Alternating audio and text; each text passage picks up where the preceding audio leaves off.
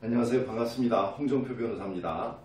우리는 전 시간에요, 이제 의사표시에 관한 입법주의까지 공부를 하셨는데, 오늘서부터 배울 부분은요, 비정상적 의사표시, 그러니까 정상적이지 못한 의사표시에 관해서 우리 민법 총칙이 4가지 법조문을 두고 있어요. 107조, 108조, 109조, 110조. 그래서 이걸 줄여서 7, 8, 9, 10 나중에 이렇게 부를 거예요. 그 중에서 107조가 뭐냐면 진의 아닌 의사표시, 다른 말로 비진의 표시 이렇게 부릅니다. 실제로는요, 우리 민법이 여기서부터가 민법이다 이렇게 생각하시면 될 정도로 그만큼 좀 복잡하고 어려운 부분이죠. 네, 지금 여기까지 설명을 들으시니까 아니 뭐 이제까지 배운 것보다 더 복잡해? 네, 그렇습니다. 네, 여기서부터는 정말 복잡하고요. 또 사례로 출제가 잘 되는 부분이에요. 일단은 강의를 여러분들을 이해시켜 드리기 위해서 레파토리로 쭉 강의를 하고요. 다음에 시험에 나오는 부분들을 제가 짚어드리겠습니다. 그러니까 처음부터 시험을 위해서만 딱 공부를 하시면 나중에 이게 무슨 말인지 모르셔요. 그러니까 비진의 표시가 레파토리상 어떻게 진행이 되는 건지 그걸 일단은 이해를 해 두시는 게 중요할 것 같아요. 자, 일단 예를 들어 볼게요. 예를 들면 갑이 을한테 토지, 매매, 계약, 의사표시를 했다고 해보시죠. 뭐 정확한 말은 아닌데 토지 매매 계약에서 청약의 의사표시를 했든 아무튼 의사표시를 했다. 그럼 갑이 이런 의사표시를 했으니까 용어 정의를 하면 표의자, 을은 상대방 이렇게 용어 정의를 해두고요. 근데 그 내부적인 사정을 보니까 갑의 의사 이렇게 적었고요. 다른 말로 진의, 진의는 매매하고 싶은 생각이 없었어요. 매매 X 이렇게 적었습니다. 근데 계약서의 표시만 가만히 있어봐. 내가 저 사람을 매매한다고 그러면 저 사람의 태도가 어떻게 변하는지 한번 볼까? 뭐 그런 식으로 생각을 했던지 모르겠어요. 왜 이랬는지 모르겠지만 매매할 생각 없이 표시는요. 매매하겠다. 네, 이런 거를 대충 진의 아닌 의사표시다. 뭐 말이 되잖아요. 자기 진의는 매매할 생각이 없었는데 표시는 매매하겠다. 진의와 다르게 표시를 했으니까 진의 아닌 의사표시다. 네, 이렇게 표현할 수가 있고요. 그러면 표의자가 야, 내 토지를 너한테 팔게 라고 이렇게 가짜로 의사표시를 한 다음에 어떻게 계약을 이행해서 등기까지 갑이 갖고 있던 토지 등기 있죠? 이 등기까지 넘겨줬다 이렇게 생각을 해보시죠. 네, 그랬더니 을이 그 토지를 다시 또 병한테 또 매매를 했고요. 매매 이렇게 적었고, 네, 그래서 병 앞으로 등기까지 토지가 넘어갔다. 네, 이렇게 생각을 한번 해보세요. 대충만 쫓아오시면 돼요. 자, 그러면 이렇게 진의 아닌 의사표시에 관해서 우리 민법 107조 1항 본문에 의하면 진의 아닌 의사표시를 이렇게 했어? 이건 유효야, 유효. 이게 107조 1항 본문입니다. 그런데 예외적으로 이건 무효가 될 수 있어. 이건 언제 무효가 되냐 했더니 이 상대방 쪽에서요. 아, 이 사람이 실제로 매매할 생각도 없으면서 표시만 그렇게 가짜로 하는구만. 이런 거를 상대방이 이미 알고 있는 경우가 있어요. 이처럼 상대방이 표의자의 진의와 표시가 다르다는 거, 즉 진의가 아니라는 사실을 알았거나, 이렇게 적어볼게요. 알았거나 알 수 있었을 때, 이때는 진의 아닌 의사표시가 무효가 된다. 아니 뭐가 이렇게 복잡해? 이건 복잡한 게 아니에요. 법조문 그대로입니다. 반드시 외워두셔야 돼요. 기본 중에 기본이에요. 진의 아닌 의사표시라는 어떤 항목이 딱 나오잖아요. 그러면 그 효과가 원칙적으로, 원칙 이렇게 할게요. 원칙 107조 1항 본문에 의하면 유효인데 예외적으로 무효가 돼요. 언제 무효가 된다고요? 상대방이 표의자의 진의 아님을 알았거나 알 수 있었을 때. 이걸 혀 끝에 딱 붙여두셔야 돼요. 너무너무 중요한 내용이니까. 자, 다시 한번 할게요. 어떤 의사표시가 있는데 그게 진의 아닌 의사표시예요. 그럼 원칙적으로 뭐라고요? 유효. 예외적으로 무효가 되는데 언제 무효가 된다고요? 상대방이 피의자의 진위 아님을 저 사람이 가짜로 의사표시하는구나. 피의자의 진위 아님을 알았거나 알 수 있었을 때 자꾸 쫓아서 이렇게 여러 번 반복해 두셔야 돼요. 자, 그러면 비진의 표시가 유효하다는 건 진의와 다르게 의사표시를 했더라도 요 토지매매 계약의 의사표시는 뭐라고요? 유효니까. 그럼 은 앞으로 격려된 등기도 유효죠. 그러니까 여기 병도 소유권을 취득하게 되는 거예요. 다시 한번 비진의 표시를 했던 말았던 간에 이건 원칙적으로는 유효해요. 그러니까 상대방 앞으로 등기도 유효하고 병 앞으로 등기도 유효해서 병도 소유권을 취득하게 되는 겁니다. 그런데 비진의 표시가 예외적으로 언제 무효가 된다고요? 상대방이 표의자의 진의가 아니라는 사실을 알았거나 알 수 있었을 때는 무효가 된다고 그러는데, 무효가 된다는 건 레파토리가 이거예요. 지금 요 갑과 의사의 토지매매 계약의 의사표시가 무효라면 비진의 표시가 예외적으로 무효가 됐잖아요. 이렇게 상대방 쪽에서 표의자의 진위 아님을 알았거나 알 수 있었어서 예외적으로 이렇게 무효가 되는 경우에는 계약이 무효면 이 등기도 무효예요. 그럼 이 등기가 무효면 은 앞으로 형식적으로 등기가 격려돼 있더라도 지금 갑 앞에 등기가 다시 살아나요. 왜냐하면 은 앞으로 등기가 무효이기 때문에. 그러니까 이 토지 소유자는 처음부터 누구였어요? 갑이 소유자죠. 네, 비진의 표시로서 처음부터 무효였기 때문에 등기도 무효고, 그래서 을은 소유권을 취득한 적도 없어요. 그러면 이때 야 이거 무효야 라는 걸 가지고 요 병한테, 요 병이 누구냐면요, 지금 우리는 뭘 배우냐면 비진의 표시를 배우죠. 비진의 표시를 한 당사자가 누구예요? 그쵸? 갑하고 을 사이에서 이렇게 비진의 의사 표시됐으니까 이 둘이 당사자라면 민법에서는 문제된 법률관계의 당사자 이해의자를 전부 제3자 이렇게 불러요. 제3자, 즉 법률관계 이해의자, 이걸 제3자라고 부르고, 제3자가 이 사람들 비진의 표시했구만. 그래서 이 상대방 쪽에서 비진의 표의자의 진위 아님을 알았거나 알 수 있었어서 이게 무효가 됐구만. 이런 사실을 모르는 경우가 있어요. 민법에서는 모르는 걸 선의라고 합니다. 선의. 근데 이 제3자가 저 사람들 저거 비진의 표시했는데, 그런데 뭐 이렇게 돼서 무효가 됐는데, 이런 사실을 모두 아는 걸 민법에서는 악의라고 해요. 악의. 네, 그래서 다시 한번 정리하실게. 선의가 착각하는 게 아니에요. 선의는 무슨 뜻이라고요? 모르는 거. 악의는 무슨 뜻이라고요? 아는 거를 의미합니다. 네. 그럼 우리 민법 107조 제2항에 의하면 비진의 표시가 이렇게 무효가 됐어요. 그러니까 을은 소유권을 취득한 적도 없는데 을로부터 병이 사소 등기까지 했죠. 이때 갑이 야 이거 처음부터 무효야. 그러니까 을은 소유권 취득한 적이 없고 내가 소유자야. 이 비진의 표시가 무효라는 걸 가지고 선의의 제3자에 대해서는 대항하지 못한다. 이렇게 규정해 놨어요. 선의의 제3자에게 대항하지 못한다는 건 이거 무효야 라는 걸 주장하지 못한다 이런 뜻입니다. 그러면 선의의 제3자에 대해서만 대항을 못하니까 비진의 표시의 무효를 악의의 제3자에게는 대항할 수 있겠어요? 없겠어요? 있겠죠. 선의의 제3자한테만 대항을 못하니까 악의의 제3자에게는 무효라고 대항, 즉 무효라고 주장할 수가 있게 되는 거예요. 그러니까 만약에 제3자가 악의라면 이 갑 쪽에서 야 이거 처음부터 무효야. 을은 소유권 취득한 적도 없어. 처음부터 내 토지야. 그러니까 너 이거 소유권 취득 못해 라고 주장할 수 있으니까 결국 제3자는 소유권 취득을 못하게 되는 겁니다. 네. 자, 여기까지가 기본 레파토리예요. 이 레파토리가 이해가 좀 되셔야지 나머지 어려운 내용들이 이해가 될 수가 있습니다. 자, 여기까지가 기본적인 부분이고 한 40점 정도 난이도가 되면요. 이제 50점, 60점, 70점, 80점까지 쭉 설명을 드릴 겁니다. 그러면 우리가 이제 공인중개사로 어떤 사람들한테 법률 상담을 받았는데 가만히 보니까 이거 비진의 표시인데 민법 107조가 적용될 것 같은데 함부로 적용시킬 수는 없죠.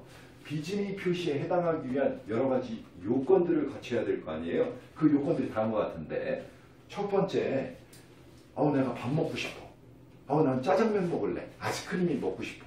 이런 건 의사표시가 아니죠. 그건 내 생각을 표현한 거는 맞지만 법률 효과가 수반되는 게 아니에요. 그러니까 그런 건 의사표시가 아닙니다. 그러니까 적어도 비진의 표시라고 하려면 의사 표시라고 볼 만한, 즉 법률 효과가 수반되는 어떤 의사 표시라고 볼 만한 것이 있어야 되는 거예요. 여기 시험 문제가 있는데, 그렇다면 야, 내가 내 돈 뭐 다 줄게. 농담으로 이런 거예요. 사교임이 명백한 농담. 또는요, 교수가 앞에서 무슨 큰 뭐 책 같은 걸 갖고 와가지고, 자, 이 책을 내가 자네에게 주겠네.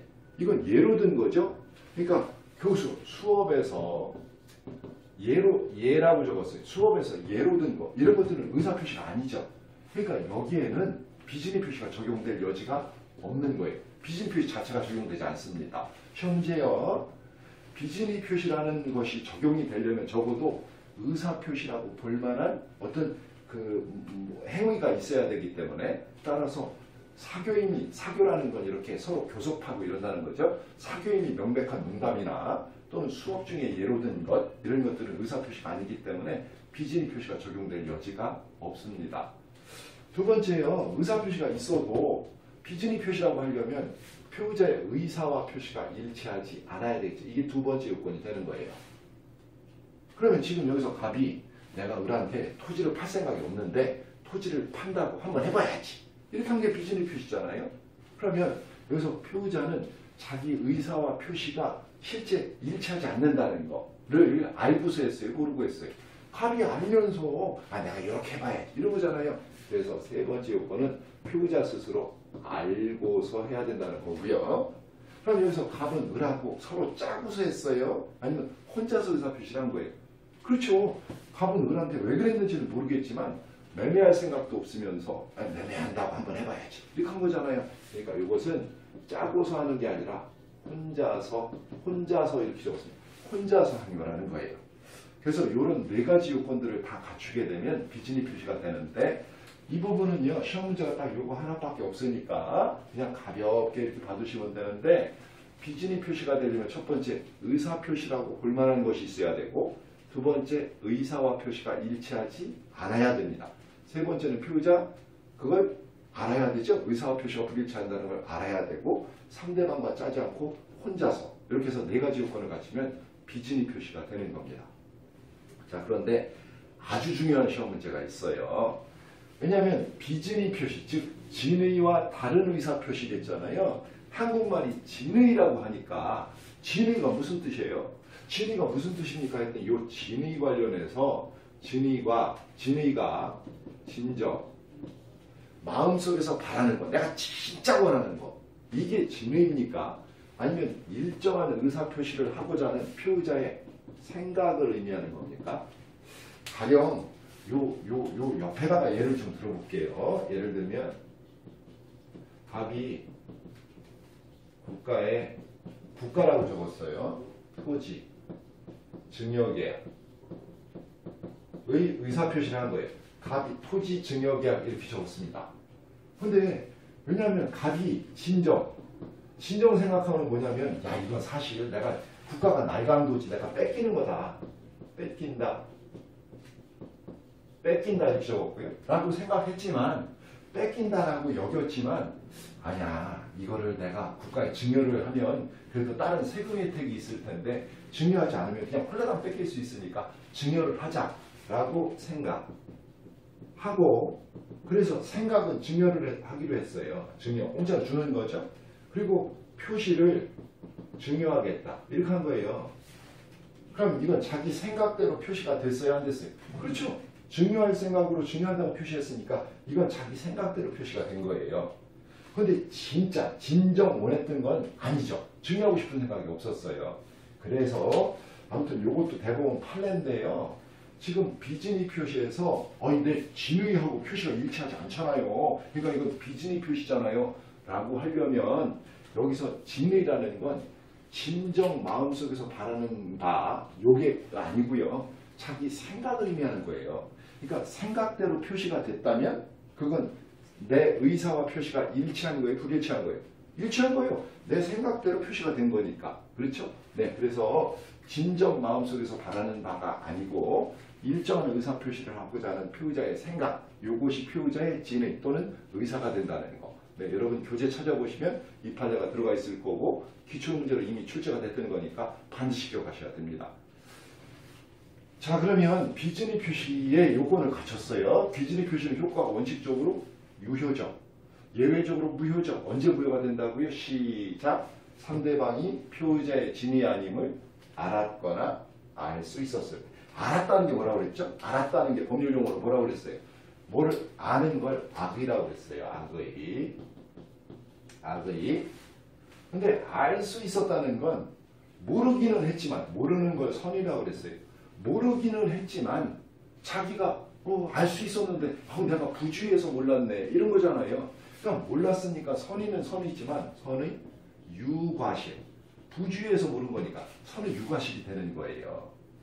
그럼 이때 비진입 표시는 무효가 되죠. 그럼 위의 레파토리로 가셔서 무효일 때, 비진입 표시가 무효일 때 요걸 조금 이렇게 가볼게요. 요게 제3자한테 가는데 비진입 표시의 무효를 선의의 제3자한테 대항할 수 없죠. 그러니까 선의의 제3자한테 야 이거 무효야 라고 주장을 못하니까 선의의 제3자는 소유권을 취득해요 못해요? 하게 되는 거예요. 근데 비진입 표시의 무효를 악의의 제3자에게 대항할 수 있어요 없어요? 있으니까 결국 악의의 제3자는 소유권을 취득할 수 있어요 없어요? 없게 된다 이렇게 됩니다. 네, 이 부분도 한번 기출문제로 나왔었어요. 상당히 비진입 표시에서 제일 어려운 부분이에요. 네, 그러니까 이 부분은 맨 마지막에 공부를 해두시면 되고요. 한 가지 더 정리를 하실 게 비진입 표시가 이런 경우에 무효가 된다면 비진입 표시가 유효인 경우는 어떻다는 거예요? 상대방이 악의면 무효죠. 상대방이 선이더라도 유과시면 무효가 되잖아요. 그럼 비진입 표시가 결국에는 유효이려면 선의 무과실일 때 이때만 비진입 표시가 유효가 되는 거죠. 즉 상대방 쪽에서 이 사람이 비진입으로 의사표시하는구나 이런 사실을 모르는데 과실이 없어요. 네? 이런 경우는 비진입 표시가 유효예요. 비진입 표시가 유효라는 건 이 의사표시가 유효니까 을은 소유권 취득해요 못해요? 하죠. 그럼 완전히 소유권을 취득한 사람이 그걸 제3자한테 팔았어요. 그래서 여기서 이렇게 화살표를 연결해서 제3자 이렇게 하고요. 제3자가 선의예요. 소유권 취득해요 못해요? 합니다. 왜냐하면 소유자가 팔았으니까. 근데 악의예요. 악의 이렇게 적을게요. 소유권 취득해요 못해요? 이건 선악불문하고 소유권 취득하게 되는 거예요. 왜냐하면 비진입 표시가 완전히 유효한데 유효니까 상대방은 소유권 취득했죠. 소유권을 취득한 사람이 제3자한테 넘겼으면 그때는 제3자는 선의 악의를 불문하고 각각 소유권을 취득하게 됩니다. 네, 이 부분이 비진입 표시에서 가장 어려운 부분이에요. 다음에 이제 여러분이 정리하실 게 판례가 있습니다. 네, 예를 여기다 잠깐 들어볼게요. 예를 들면 갑이라는 사람이 있는데 이 갑이 누구냐면 사립대학교 조교수입니다. 조교수 판례 외워두셔야 돼요. 시험에 아주 잘 나와요. 조교수가 여기 A 대학 있죠? A 대학 이렇게 적었고요. 사직의 의사표시. 사직의 의사표시. 나 관둘 거야. 이렇게 한 거예요. 근데 이 갑의 실제 의사는 사직할 생각이 없었어요. 근데 표시만 사직하겠다. 이렇게 한 거예요. 그럼 의사랑 표시가 일치하지 않았잖아요. 그럼 이게 비진입 표시에 해당하기는 하는데 그러면 이 사직의 의사 표시는 유효예요? 무효예요? 했더니 이 비진입 표시에 해당했을 때 비진입 표시는 원칙적으로 유효예요? 무효예요? 유효입니다. 예외적으로 무효인데 언제 무효가 돼요? 상대방이 표의자의 진위 아님을 알았거나 알 수 있었을 때만 무효가 되는데 지금 이 A 대학의 조교수들은 수백 명 있죠. 그 수백 명 중에서 갑이 사직의 의사표시 없이 가짜로 사직서를 제출했는지 그걸 어떻게 알아요? 그러니까 상대방이 이 사람 사직할 생각이 없구나 이런 것을 알았거나 알 수 있었을 경우가 아니니까 요 사직의 의사표시는 그대로 유효하다. 네, 그래서 결론 기억하셔야 돼요. 비진입 표시에서 사립대학교 조교수 판례 있죠? 사직의 의사표시를 비진입을 했어요. 이건 비진입 표시의 원칙적인 효과에 따라서 뭐라고요? 유효가 되는 거예요. 기억하시고. 예를 또 하나 들어볼게요. 갑이 근로자예요. 근로자. A 회사가 있는데요. A 회사에 사직서를 제출한 거예요. 사직의 의사표시. 그런데 이 근로자라고 적었죠. 근로자의 실제 의사는 사직할 생각이 없어요. 그런데 표시만 사직하겠다. 사직 동그라미를 적었습니다. 그러니까 의사랑 표시가 일치하지 않았죠. 그러니까 비진이 표시를 했는데 아니 사직의 의사가 없는데 왜 사직서를 제출했죠? 했더니 이게 회사의 경영 방침이에요. 그러니까 근로자가 계속해서 근무하면 임금이 자꾸 높아지잖아요. 그러니까 중간에 한번 퇴직했다 다시 돌아라 이렇게 되는 거예요. 그러면 요 A 회사의 경영 방침에 따라서 근로자가 사직의 의사 없이 사직서를 제출한 요 비진의 표시는 요 상대방인 A 회사 쪽에서 이 사람 사직의 의사가 없구나 알았거나 알 수 있었어요 없었어요? 있었겠죠. 왜요? 아니 회사가 그렇게 시킨 거잖아요. 그러니까 이건 비진의 표시인데 원칙적으로 유효가 되지 않고 상대방이 알았거나 알 수 있었으니까 무효가 된다. 반드시 기억하셔야 돼요. 이 판례 이름은 근로자 판례고 근로자 경영 방침 판례. 회사의 경영 방침에 따라서 사직서를 제출하는 거. 그러니까 지금 어떤 사례가 똑같죠. 사직 때 조교수가 사직의사 표시라는 거, 또 근로자가 사직의사 표시라는 거. 이 사직의사 표시라는 점에서는 공통되지만 지금 조교수의 경우에는 상대방 쪽에서 비지리 표시라는 걸 알았거나 알 수 있었을 경우가 아니니까 그대로 유효가 되는 반면 근로자가 회사의 경영 방침에 따라서 사직서를 제출하는 건 상대방 쪽에서 알았거나 알 수 있었으니까 무효가 된다는 겁니다. 네, 여기까지 하시면 그냥 합격하시는데 지장이 없어요. 네, 근데 이제 저는 선생이고 알려드리는 입장이니까 조금만 더 해볼게요. 이 비진의 표시, 야 이건 원칙적으로 유효예요, 유효. 근데 예외적으로 무효예요. 이거는요 민사상, 재산법상, 법률 행위일 경우에 이런 거예요. 민사상, 재산법상, 법률 행위일 경우에 이렇게 적용이 되는데 그러면 그 적용 범위와 관련해서 문제가 되는 게 일단 단독행위입니다. 이 단독행위는 시험에 잘 나와요. 단독행위 이렇게 적었어요. 이 단독행위 조금 어려우니까 그 밑에 공법행위, 또 상법행위, 요 밑에 두 가지를 먼저 할게요. 공법상 행위예요. 공법상 행위는 아니 그 사람의 실제 의사고 뭔지를 어떻게 알아요? 그냥 표시대로 효과 발생하는 거예요. 그래서 요 공법행위는 언제나 유효가 됩니다. 비진리로 표시를 했더라도. 상법상 행위, 예컨대 주식인수, 내가 주식을 사겠다 이거예요. 주식인수 등 상법상 행위도 아니 그 사람의 의사를 고려할 수가 없어요. 그냥 표시대로 효과 발생하는 거예요. 그래서 언제나 유효가 되는 거예요. 그런데 요 밑에 가족법상 행위를 적어볼게요. 가족법상 행위. 가족법상 행위를 비진리 표시를 했다면 가족법상 행위에서는 표시가 중요해요? 의사가 중요해요? 당연히 의사가 중요하겠죠. 그 사람의 본심이 중요한 거예요. 표시가 어떻게 돼 있든 간에. 그래서 이걸 비진리로 자기 의사와 다르게 표시를 했다면 그 표시는 언제나 무효가 되는 겁니다. 무효. 예를 들어 볼게요. 예를 들면 갑이 공무원이에요. 여러분 나중에 이제 판례 보실 텐데 공무원 나오면 공무원에 박스 쳐놓으셔야 돼요. 공무원이 국가에 사직의 의사 표시를 했어요. 근데 실제 의사는 사직할 생각이 없어요. 근데 표시만 사직하겠다. 이렇게 했으면 이건 비진리 표시죠. 근데 문제는 뭐냐면 이 공무원이 이런 행위를 했죠. 그러면 공무원 행위는 뭐라고요? 공법행위예요. 그럼 공법행위는 뭐라고요? 언제나 유효가 됩니다. 비진리 표시를 했더라도 언제나 유효가 되는 거예요. 그러니까 아니요 이거 비진리 표시로 한 거니까 무효가 될 수 있어 이렇게 주장하지 못합니다. 네, 요 공무원에 관한 판례는 요 판례거든요. 시험에 잘 나옵니다. 자 이제 비진리 표시에서 마지막 부분인데 어려워요. 단독행위라는 말이 나오면 우리는 항상 공식이에요. 상대방 있는 단독행위. 예를 한번 불러보세요. 상계, 해제, 취소, 추인 뭐 이런 것들 있죠. 네, 구체적으로 모셔도 돼요. 상대방 없는 단독행위는 다 외우시라고 그랬죠. 상대방 없는 단독행위 불러주세요. 유재소 공상 이랬잖아요. 그래서 유재소 상 그냥 여기까지 외우시면 돼요. 유재소 상 유언 또는 유증 또 재단법인 설립행위 소유권의 포기 상속의 승인 포기 이런 것들이 상대방 없는 단독행위라고 했습니다. 그럼 지금 비진이 표시를 보시면 표자가 자기 의사와 다르게 표시를 하는데 그걸 상대방과 짜지 않고 혼자서 하는 거죠. 그러니까 꼭 상대방이 있을 필요가 없어요. 그래서 단독행위 중에서 상대방 있는 단독행위건 상대방 없는 단독행위건 비진이 표시가 전부 적용된다 이런 뜻이에요. 적용됩니다. 근데 지금 비진이 표시는 원칙적으로 뭐라고요? 유효예요. 효과가. 근데 예외적으로 무효가 되죠. 언제예요? 상대방이 표의자의 비진이를 알았거나 알 수 있었을 때만 무효가 되는데 지금 상대방 없는 단독행위는 상대방이 없으니까 비진이 표시를 했을 때 상대방이 이 사람 비진이구나를 알았거나 알 수 있었을 경우 아예 없죠. 상대방 자체가 없는 행위니까.